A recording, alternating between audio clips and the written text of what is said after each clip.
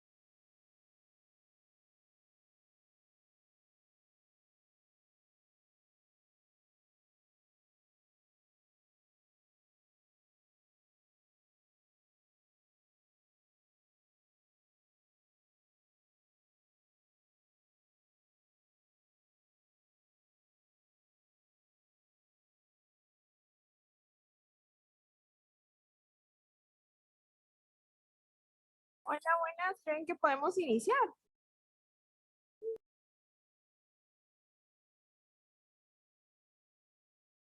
Hola, doctora. Sí, claro, ¿me escuchan bien?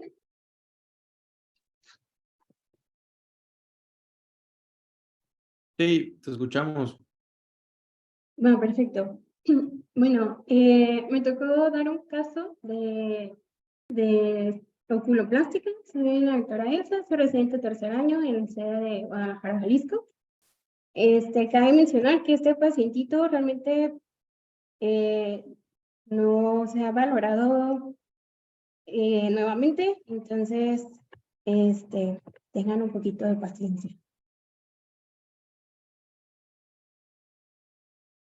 Muy bien, es un paciente de 74 años. Elsa, Mande, doctora. si quieres, apaga tu cámara para que tengas mejor señal. Ok.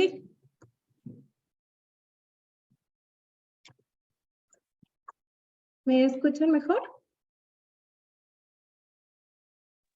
Sí, está Sí. bien. Sí, ok, muy bien.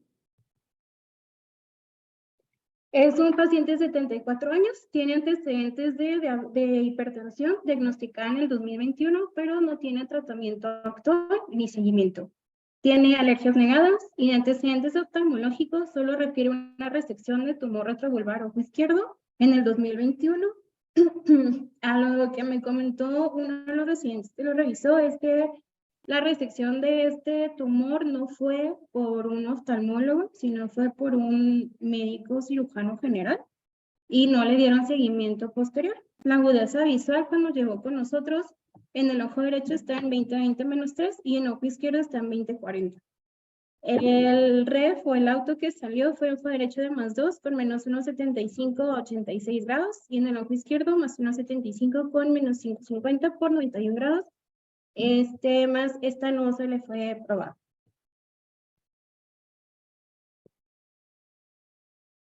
Y este es el pacientito con el que estamos, del que estamos hablando.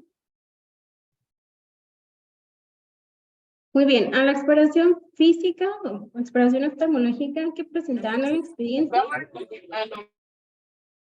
en el ojo derecho realmente no tenía mayor problema, estaba bastante bien, tenía una buena agudeza visual, y en el ojo izquierdo tenía limitación de movimientos oculares, excepto en movimiento inferior, con tosis palpebral, conjuntivas hiperémicas, referían inyección conjuntival, triaquemosis en 360, una tumoración nasal de la canicular y una cámara anterior estrecha, un iris regular, una pupila hiporrefléctica y un cristalino con una aparente catarata. En el fondo de ojo no venía más explicación que una excavación de 0.8. Este es el paciente con el que estamos hablando. En esta foto, o en las dos fotos, específicamente del ojo izquierdo, es un paciente que aparentemente tiene un engrosamiento palpebral superior y tosis, tiene un lagostalmos total, una protrusión ocular con enoftalmos, con exposición de conjuntiva tarsal y tiene una hiperemia conjuntival. En estas fotos vemos que sí, efectivamente tiene una hiperemia conjuntival bastante marcada, con exposición de la conjuntiva tarsal, tiene quemosis. Realmente yo veo la quemosis, pues sí, en la mayoría del globo ocular, y tiene su inflamación de la canilla.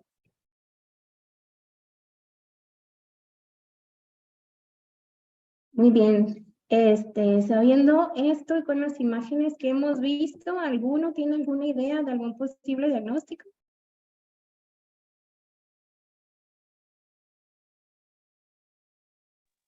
Cabe destacar que se le dejó los estudios de imagen, pero el paciente pues no se los ha hecho. Entonces, adelantando posibles diagnósticos, ¿qué les parece a usted?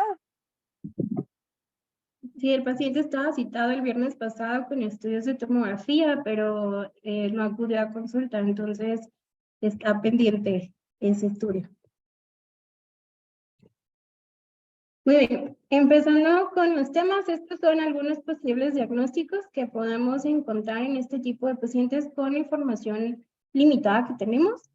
Uno de esos son los neurofibromas. Estos son tumores que están compuestos por células de Schwann. Estas son células proliferativas que pueden ir desde la vaina del nervio óptico, axones fibroblastos, mucina, y hay una forma de neurofibromas que se llama plexiformes, que son de células o de proliferaciones difusas de las células de Schwann, que van específicamente desde las vainas del nervio óptico. Ahora, en todo este tipo de neurofibromas, algunos están relacionados con la neurofibromatosis 1.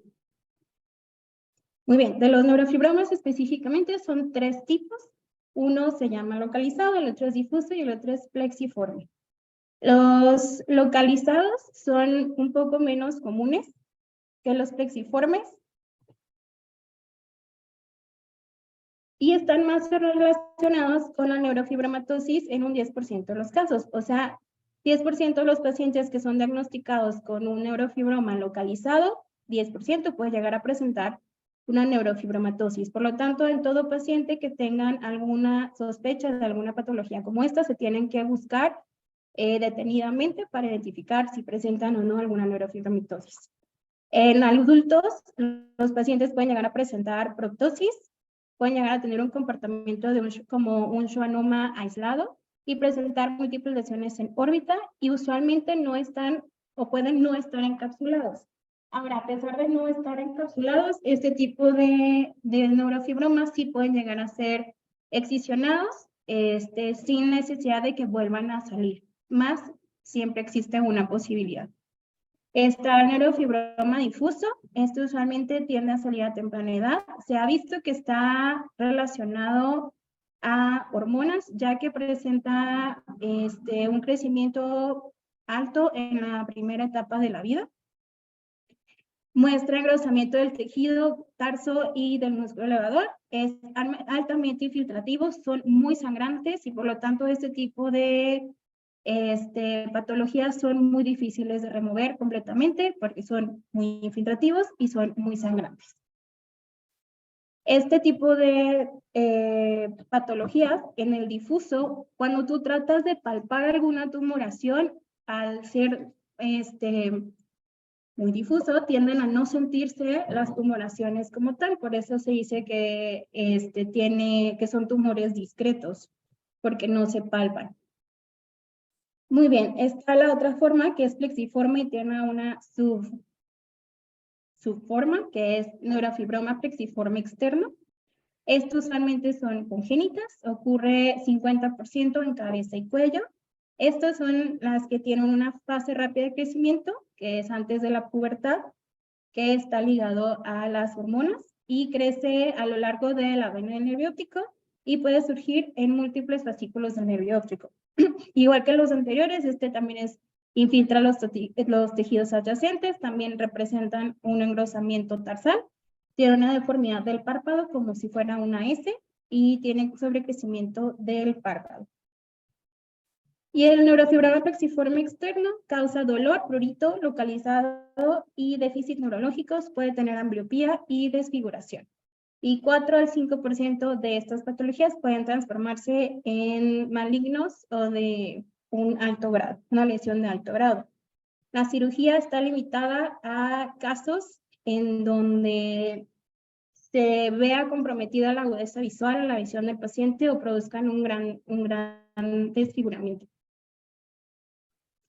Muy bien, los neurofibromas pueden tener o tienen lesiones infiltrativas que son muy vascularizadas, lo cual dificulta la excisión completa de este tipo de patologías. Las localizadas tienden a ser menos comunes, pero son usualmente más fáciles de poder extirpar y tienden a no presentar una recurrencia.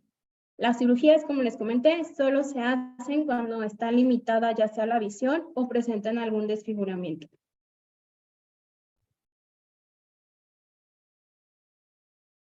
Muy bien, solo para comentarles acerca de la neurofibromatosis tipo 1, también conocida como enfermedad de von Recklinghausen.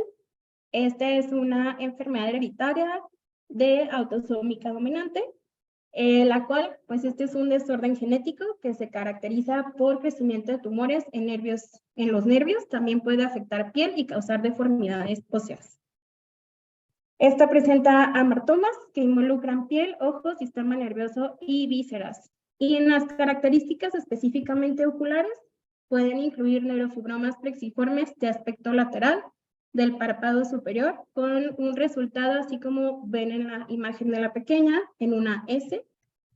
Déjenme ver si el puntero láser. Aquí la deformidad va como una S. En el margen del párpado, aplasia secundarias del hueso esfenoide y gliomas del nervio óptico.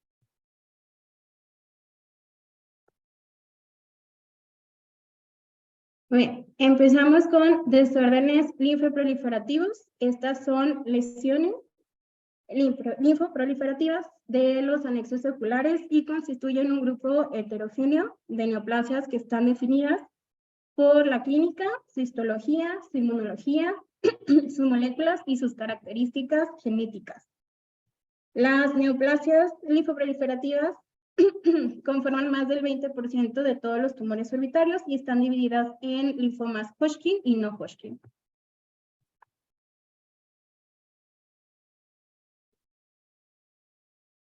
Muy bien, 90% de estas enfermedades orbitales son monoclonales y 10% son policlonales. Los dos tipos presentan esparcimiento sistémico, ya sea previo, concurrente o futuro. ¿Qué quiere decir? Que de estas lesiones que hemos presentado pueden llegar a estar o que ya tuvieron alguna lesión sistémica, que están pasando por una lesión sistémica o que pueden llegar a tener una lesión sistémica en el futuro.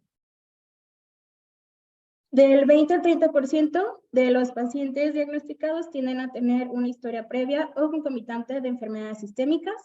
30% adicional genera una enfermedad sistémica los primeros 5 años. Y una enfermedad sistémica se mantiene elevada por la primera década después de haber diagnosticado la primera lesión. Por lo tanto, es importante que ese tipo de pacientes tengan un seguimiento cercano al oncólogo y a nosotros para poder darle seguimiento y ver en qué momento se llega a pasar de una enfermedad localizada a una enfermedad sistémica. La mayoría de los linfomas son originados de las células B en un 98%, y se dividen en Hodgkin y no Hodgkin, como les comenté, y el no Hodgkin tiende a ser un poco más raro y tiende a generar metástasis hacia la órbita.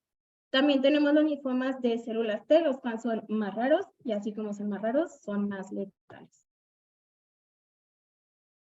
Tenemos una presentación clínica más común y menos común. La más común es que presentan proptosis, inflamación del párpado, masa palpable y una mancha conjuntival asalmonada. Estos son los que más comunes se van a encontrar en pacientes, y las menos comunes son modificaciones visuales como diplopia y disminución visual, dolor, inflamación y hidraquiosistitis. Ahora, aun cuando son menos comunes, por decir, el dolor y la inflamación están más asociadas a histologías ya más agresivas o ya una enfermedad sistémica. Ya es un paciente que ya está en algo que podemos decir un poquito más grave comparado con las que son más comunes.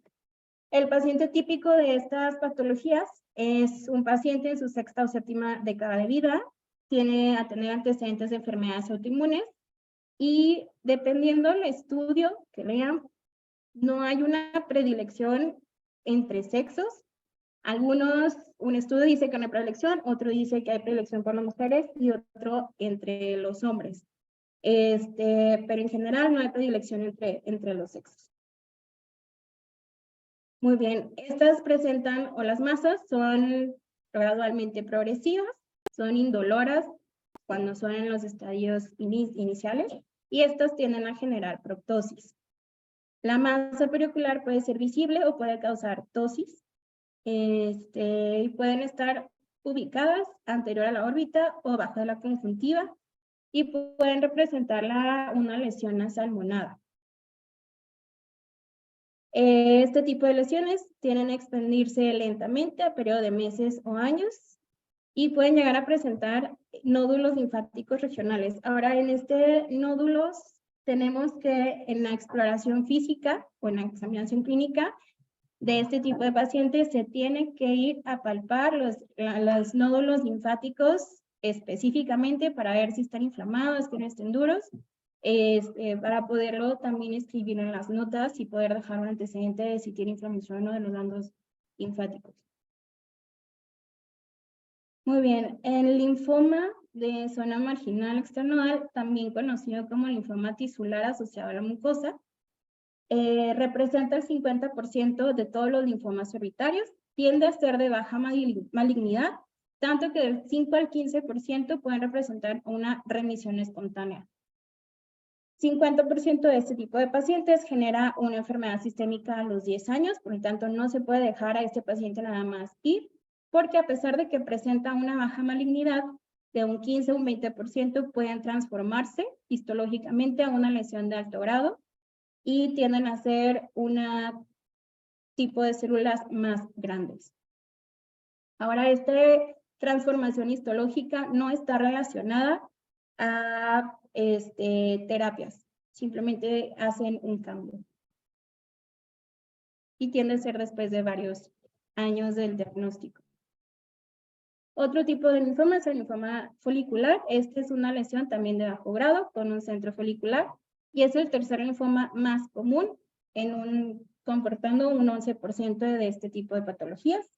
Está asociada a translocaciones, ahí las tienen, y puede llegar a mutar este tipo de linfomas a un linfoma difuso de linfocitos B grandes, y el estadio crítico es para identificar si esto ha ocurrido. Por eso es que a este tipo de pacientes se les tiene que dar un seguimiento cercano, porque pueden llegar a cambiarse a tipo de enfermedades de alto grado.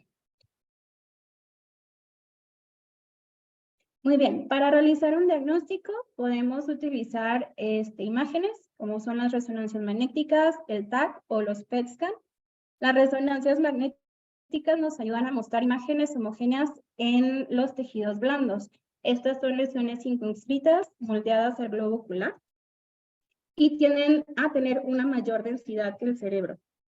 En las tomografías nos muestran más lo que son los tejidos, los óseos, los huesos, y tienden a presentar erosiones o infiltrados. Cuando nosotros llegamos a encontrar infiltrados, esto nos quiere decir que son ya lesiones de alto grado de linfomas ya malignos. Y el PET scan me sirve para poder detectar mejor la presencia de extensiones del involucro ya sistémico. Ahora 50% de este tipo de lesiones proliferativas surgen de la fosa de la glándula lagrimal, y también se sugiere o se prefiere una biopsia también abierta con una absorción de aguja fina para tener suficiente tejido. Ahora esta tiene que ser una muestra fresca y tenemos ya que tener un laboratorio de diagnósticos moleculares listos para poder enviar la muestra una vez tomada.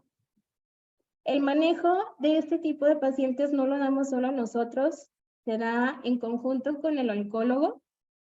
Así que una vez que nosotros lleguemos a detectar algún paciente así, se tiene que enviar con un oncólogo para que le dé seguimiento. De todos los pacientes, independientemente del diagnóstico, se tiene que enviar. Ahora, dependiendo del diagnóstico, se puede enviar una examinación física general, laboratorios, biopsia de médula ósea, TAC, resonancias, PET scan, electroforesis de proteínas en suero. Y como les dije, tienen que tener revisiones periódicas porque tienen una mortalidad de un 25%.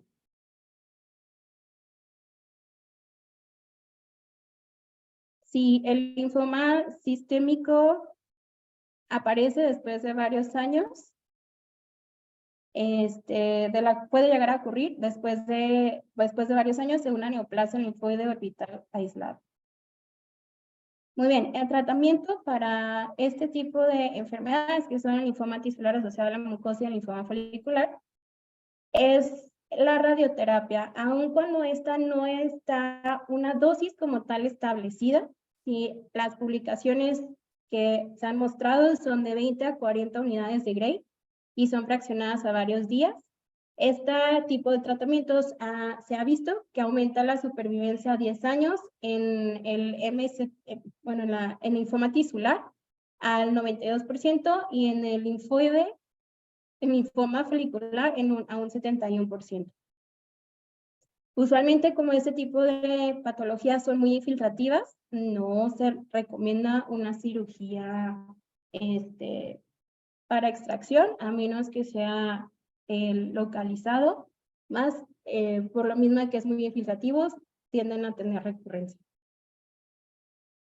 Se han estado tratando con inmunoterapia, que ha ido cambiando el tratamiento y se está usando no solo, sino en combinación con quimioterapia sistémica o radioterapia. Y se está también utilizando y estudiando la radioinmunoterapia. Esta está más enfocada al problema y esta ha tenido buenos resultados, más sigue estando en investigación. Hay algunos casos de lesiones de bajo grado que ya se diseminaron y ya tienen su enfermedad sistémica. Este tipo de manejos es un poco controversial entre los oncólogos y los oftalmólogos, ya que este tipo de linfomas que son refractarios a quimioterapias están relacionados a una alta supervivencia a pesar de no tener tratamientos. Entonces, los oncólogos simplemente les dan seguimiento para ver que no siga avanzando y darle tratamiento solo de los síntomas que vayan teniendo este tipo de pacientes. El siguiente es un mucosele. Esta es una enfermedad con un tipo de estructura cística con una pseudoestratificación del sistema respiratorio y resulta de una obstrucción de los ductos de los senos excretores. Este invade la órbita por expansión, puede llegar a causar erosiones de los huesos de la pared orbital y por lo mismo puede llegar a causar un desplazamiento ocular por la debilidad que crea en la pared orbital. Este tipo de quistes están llenos de una secreción mucoide y la mayoría se genera de los senos frontales y o etmoidales. El tratamiento para este tipo de pacientes es la evacuación de todo el mucosel y un restablecimiento del drenaje que está siendo afectado. Se oblitera el seno y se quita la mucosa y se rellena con hueso y grasa. Ahora este síndrome, que es el síndrome silencioso de los senos, se me hizo muy interesante, ya que es una enfermedad que es subclínica, causada por una sinusitis crónica que se cree que adelgaza los huesos del seno maxilar y puede llegar a causar un colapso del piso orbitario y causar un enoftalmos. Ahora, este prolapso puede llegar a ser causado o asociado a cambios significativos de la presión atmosférica, como son durante un vuelo o pacientes que van a bucear, es cuando pueden llegar a tener ese colapso del piso orbitario. Puede causar ptosis del párpado superior y dependiendo del surco superior, ocasionalmente puede causar diplopia. El tratamiento de este tipo de pacientes es la restauración de la areación de los senos maxilares, reconstrucción del piso y mencionaba el libro que las secreciones que tiene este tipo de patologías son estériles. Y por último tenemos tumores metastásicos. La mayoría de este tipo de tumores que ya son metastásicos se derivan de pulmón, senos y próstata. La ausencia de dolor, tienen proptosis, inflamación, destrucción ósea y una oftalmoplegia temprana puede llegar a sugerir la posibilidad de un carcinoma. Los carcinomas de senos tienden a ser más comunes o causar metástasis más común en mujeres y esto ocurre a pesar de muchos años después de que se haya retirado la lesión. El broncogénico es más común en hombres y puede ser pequeña y se realiza un TAC para detectar lesiones sospechosas en pulmones. Y el carcinoma de próstata puede llegar a generar una imagen clínica que asemeja una inflamación orbitaria aguda, no específica, y se puede identificar una lesión ósea en la imagen. Este tipo de pacientes, el manejo realmente es paliativo.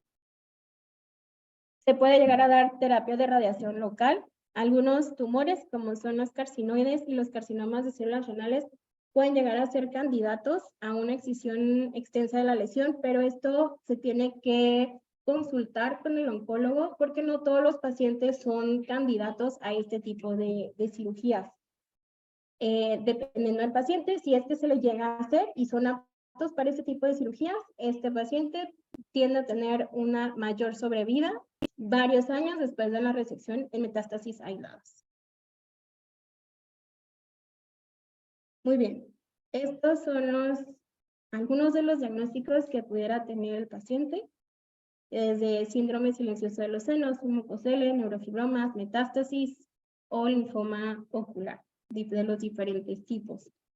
¿Alguno que crea que sea o algún linfoma o mucosele que diga el por qué, cree que tal vez es ese diagnóstico?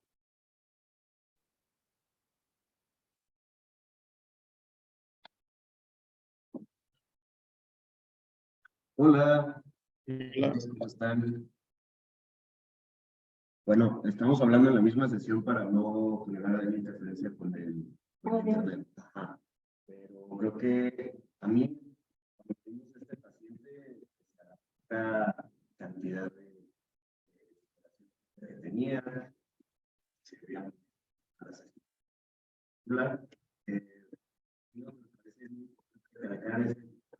paciente. Casi no se escucha, doctor.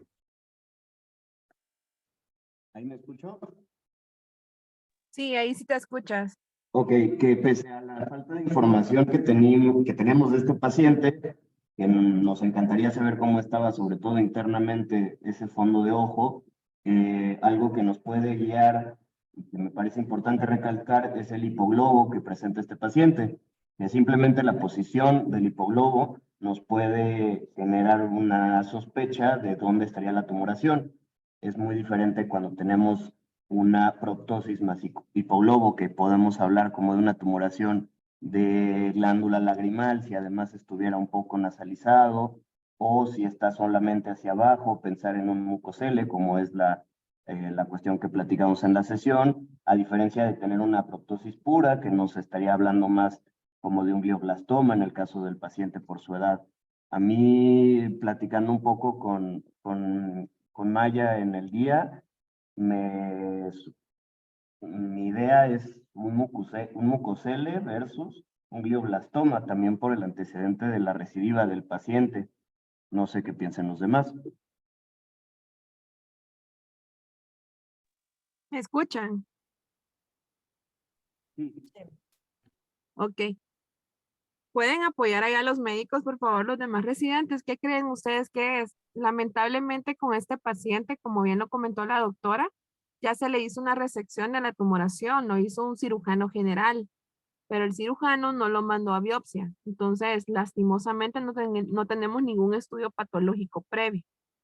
No se ha hecho el TAC, obviamente tratamos de ayudarle para que se lo hiciera en un hospital público donde iban a podérselo hacer gratuitamente, pero creo que no se lo ha hecho. ¿Qué creen ustedes que sea ese paciente? En el fondo de ojo, lo que me reportaron los médicos fue nada más que se miraba como que había un desplazamiento, como que se miraba una masa que estaba como tirando la retina, pero la retina estaba aplicada. Sí, no se observaba ninguna lesión dentro de retina, pero sí había como esa elevación que hacía ver que sí estaba dando un desplazamiento, ¿sí? Este caso es muy interesante. ¿Ustedes creen que esto sea manejado por un cirujano oculoplástico? Sí, debería. Solamente por un cirujano oculoplástico. ¿Y qué tipo de descompresión creen que sería la mejor en este tipo? Pues debe.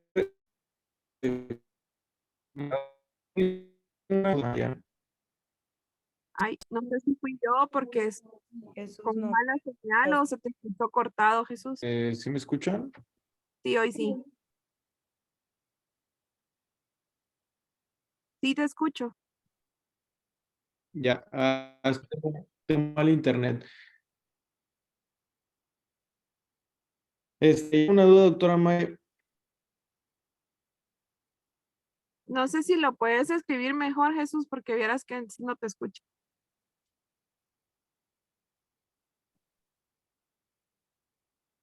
¿Ustedes sí me siguen escuchando a mí?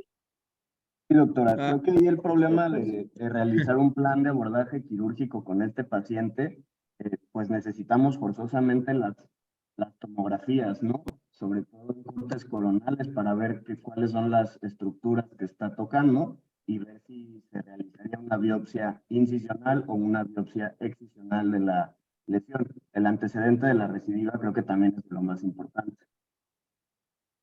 Sí, claro, fíjate que con los diagnósticos obviamente puede ser también una tumoración de los senos paranasales, pero también sospecho algo con lo que mencionó la doctora, un ¿cómo es? Un neurofibroma, sí, porque tú bien mencionaste que puede darse en pacientes adultos y puede tener recidivas.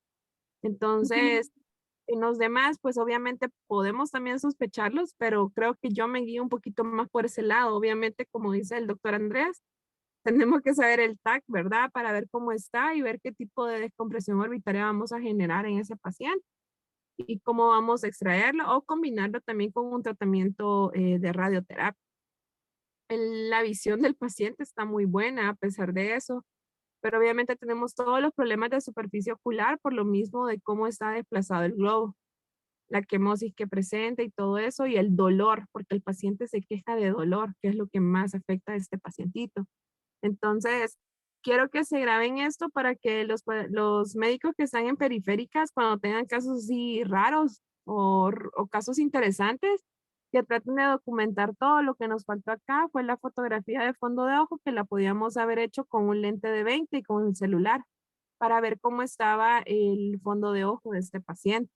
Entonces, no recuerdo si me mostraron la foto o no, yo creo que sí, pero no la tengo, donde cabal se miraba como un desplazamiento. Entonces, eso es importante. No sé si está por ahí la doctora Castañeda, que ella sí estaba con el paciente, y el doctor Mike. No sé si nos pueden ayudar con el caso clínico. O están conectados, pero no están. Aquí estoy, Ale. El paciente estaba con el fondo de ojo que tú ya explicaste.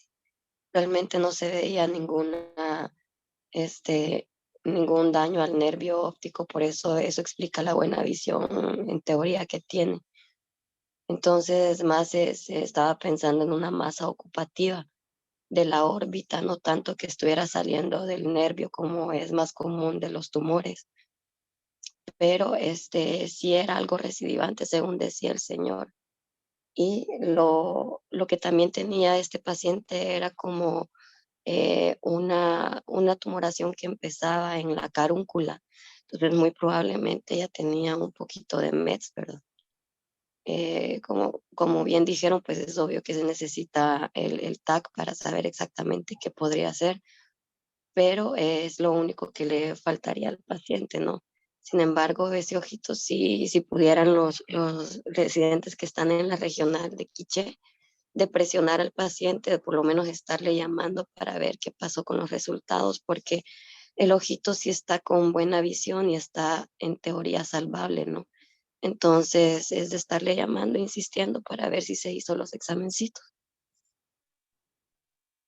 Yo creo que el doctor José Manuel me enfermó a todos los médicos, vea que últimamente todos andan enfermos. No sé qué peste anda el doctor, pero se me están enfermando demasiado. Este, Como dijo la doctora, ¿verdad? Se le trató de conseguir al paciente. Yo sé que cuesta, chicos, pero créanme que para uno de médico es bien beneficioso ver que el paciente evoluciona bien. Entonces, y hacer un diagnóstico certero y un manejo adecuado, créanme que eso es lo más bonito para uno como médico. ¿Sí? Entonces, bueno, vamos a esperar. Ojalá que Marta se comunique con el paciente. Y sí sería bueno ver en qué acaba este paciente. Si tenemos las imágenes, podemos tomar un poco de una sesión cuando los tengas y así presentarlas, Marta, porque así ya vamos a ir sospechando más y vamos a ir viendo cuál es el manejo que tenemos. Así que los invito a todos a que tomemos un poquito más los pacientes de casos interesantes para tratar de documentarlos lo mejor que sea posible y estar apretando, como bien dijo la doctora, pues aquí lleguen, ¿verdad? Ay, yo nada más tengo una duda, no sé si lo comentaron porque me sacó de la sesión ahorita en mi internet, pero el paciente no tenía ningún síntoma sistémico, o sea, era puro ocular.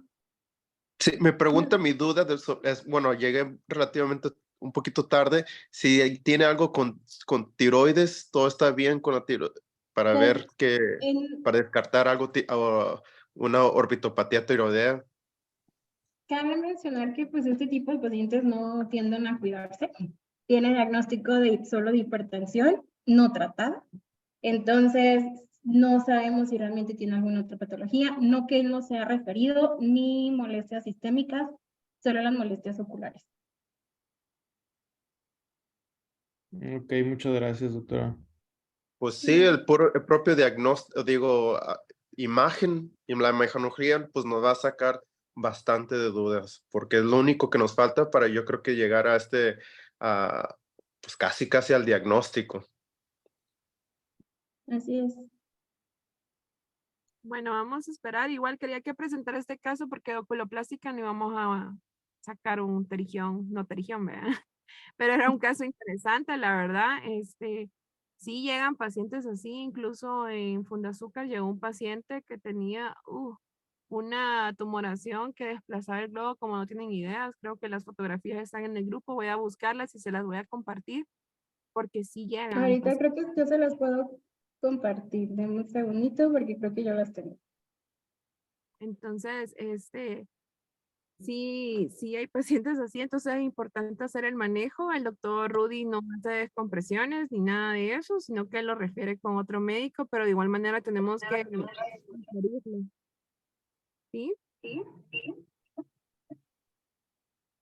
Hola Elsa, ¿dijiste algo?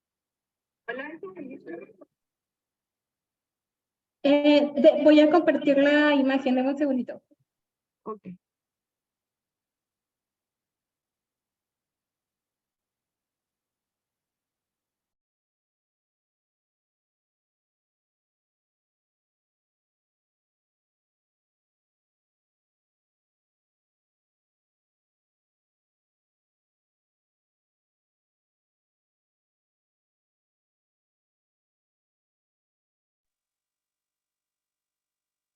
Esa paciente es la señora. Esas son las fotos de los pacientes, me parece que te vieron en un azúcar. Si ustedes ven esos pacientes llegan así, es triste ver que lleguen a tanto, pero lamentablemente pues estamos en unos países subdesarrollados y que no todos cuentan con la evaluación médica a tiempo. Entonces llegan así. Creo que es la paciente de la última foto que envió la doctora. Creo que ese sí estaba a percepción de luz. Entonces tenía comprimido literalmente todo. Incluso mandaron las imágenes de la resonancia, creo que habían realizado. Entonces, sí son casos un poquito como crueles para verlos, ¿verdad? Pero sí tengan en cuenta que sí los pueden presentar, entonces es importante eso. Al mínimo, mejor mandarlo y si ven que son de muy bajos recursos, pues mandarlos al periférico, perdón, al Hospital Roosevelt, que es el hospital nacional de acá, que igual pagan, pero pues ahí les llevan un mejor control y de ahí lo refieren a oncología. Entonces, bueno, te felicito con lo poco que tuviste, lo supiste hacer, Maya, entonces está muy bien. Igual las sospechas diagnósticas, obviamente nos faltan muchas cosas para poder tener un diagnóstico más certero, pero esperemos que con este paciente lo tengamos y así podamos dar el manejo que corresponde. Entonces creo que eso sería todo, chicos. ¿Alguna pregunta o algo?